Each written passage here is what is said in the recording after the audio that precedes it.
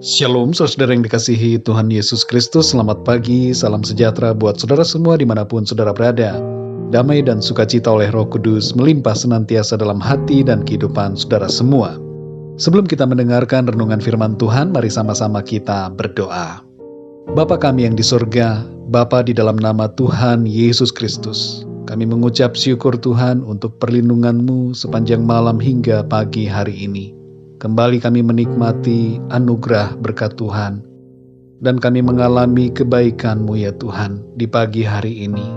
Sungguh kasih setia-Mu tidak pernah berkesudahan, rahmat-Mu selalu baru bagi kami.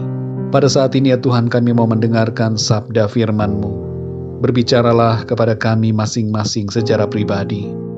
Jamahlah hati kami Tuhan, untuk kami dapat mengerti akan maksud kebenaran firman-Mu bagi kami. Terima kasih Tuhan, dalam nama Tuhan Yesus Kristus kami berdoa. Haleluya, amin. Saudara yang dikasihi Tuhan, ayat renungan kita pada saat ini terdapat di dalam Yakobus pasal 1 ayat yang ketiga. Tertulis demikian, sebab kamu tahu bahwa ujian terhadap imanmu itu menghasilkan ketekunan. Saudara yang dikasihi Tuhan, pernahkah saudara tahu daratan mana di bumi ini yang merupakan tempat terkering di dunia dan tidak pernah mengalami hujan? Ada beberapa tempat di gurun Atacama, Chili, di mana hujan tidak pernah turun di sana. Dan hal itu menyebabkan daerah gurun tersebut menjadi tempat yang terkering di dunia. Namun ada yang aneh saudara. Di daerah gurun kering ini ada ratusan spesies tanaman yang tumbuh di sana. Kekeringan tidak menghambat pertumbuhan berbagai jenis tanaman itu. Fakta ini memberikan pelajaran yang bermakna secara rohani kepada kita, bahwa kekeringan bukan berarti tidak ada harapan. Kekeringan bukan berarti akhir dari segala-galanya. Dan kekeringan bukan halangan untuk mengalami pertambahan dan berkat-berkat dalam kehidupan kita. Dalam Yakobus 1 ayat yang ketiga dikatakan, sebab kamu tahu bahwa ujian terhadap imanmu itu menghasilkan ketekunan.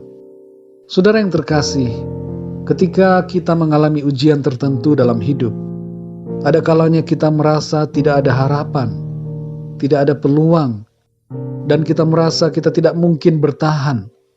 Tapi justru dalam keadaan ujian itu, seharusnya kita bersyukur, karena seringkali justru di saat-saat seperti itu, kita malah mengalami pertumbuhan dan menjadi semakin kuat di dalam Tuhan.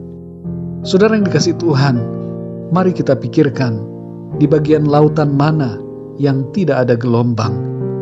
Semua bagian laut bergelombang. Kehidupan kita juga tidak luput dari gelombang ujian. Jangan kita takut menghadapi gelombang hidup, karena ada Tuhan yang senantiasa menolong kita.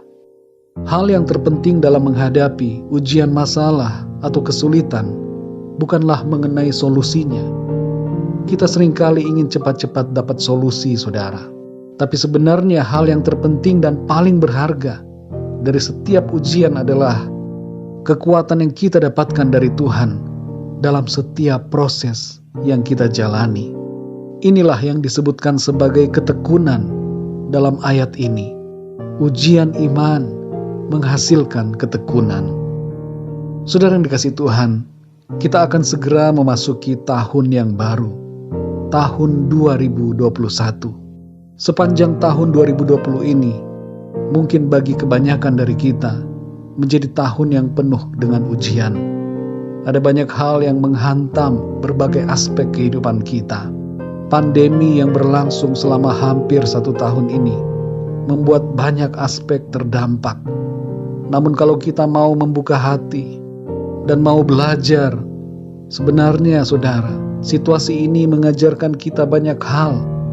Dan salah satunya adalah tentang ketekunan di dalam Tuhan. Mari saudara yang dikasihi Tuhan, jangan kita lewatkan pelajaran yang berharga yang kita dapatkan dalam tahun ini. Biarlah ketekunan iman kita semakin bertambah-tambah di dalam Tuhan. Jangan kita menyerah dan putus asa. Tetaplah bersyukur, berharap, taat dan setia kepada Tuhan. Biarlah kita semua menjadi semakin sempurna dan semakin indah dalam pandangan mata Tuhan. Tidak lama lagi, saudara, kita akan memasuki tahun yang baru. Percayalah bahwa Tuhan selalu menyertai kita sampai kesudahan segala sesuatu. Dalam 1 Korintus 1 ayat yang ke-8 dikatakan, Ia juga akan meneguhkan kamu sampai kepada kesudahannya, sehingga kamu tak bercacat pada hari Tuhan kita, Yesus Kristus. Mari kita berdoa, saudara. Bapa kami yang di sorga, Bapa, di dalam nama Tuhan Yesus Kristus, kami mengucap syukur Tuhan untuk firman-Mu yang mengajarkan kami untuk senantiasa tekun dalam setiap ujian yang Tuhan izinkan terjadi dalam kehidupan kami. Ajar kami Tuhan untuk selalu bersyukur kepada-Mu dan tetap setia dalam setiap keadaan yang kami alami. Kami menyadari ya Tuhan, bahwa Engkau tidak pernah membiarkan kami. Ujian dalam hidup selalu punya maksud yang baik. Engkau mau kami menjadi sempurna dan tidak bercacat sampai pada kesudahannya. Terima kasih Tuhan. Kami bersyukur Tuhan, karena di dalam Engkau kami kuat. Segala ujian yang terjadi dalam kehidupan kami tidak akan membuat kami menjadi lemah, tapi kami akan terus bertumbuh di dalam Engkau. Kami akan menjadi semakin bertambah kuat dan bertumbuh, berbuah semakin lebat. Terima kasih ya Tuhan. Pimpinlah kami terus dan sertai kami dengan kuat kuasa-Mu. Dan tuntun kami untuk selalu berada di dalam jalan-jalan yang Tuhan kehendaki. Terima kasih ya Tuhan. Di sepanjang hari ini, kami mohon pertolongan Tuhan, pimpinan dan penyertaan Tuhan. Sertai kami ya Bapa, dalam segala aktivitas kami.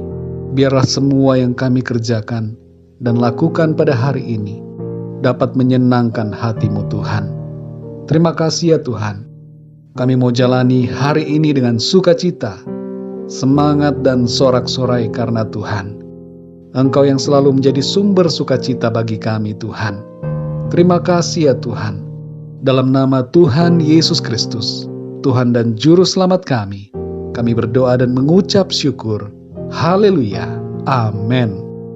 Puji Tuhan, saudara yang dikasihi Tuhan, saya percaya firman Tuhan menjadi berkat dan kekuatan buat saudara semua. Dan Roh Kudus akan menolong saudara untuk lebih lagi memahami kebenaran firman Tuhan. Tuhan Yesus memberkati saudara semua. Sampai jumpa dalam renungan yang berikutnya. Haleluya.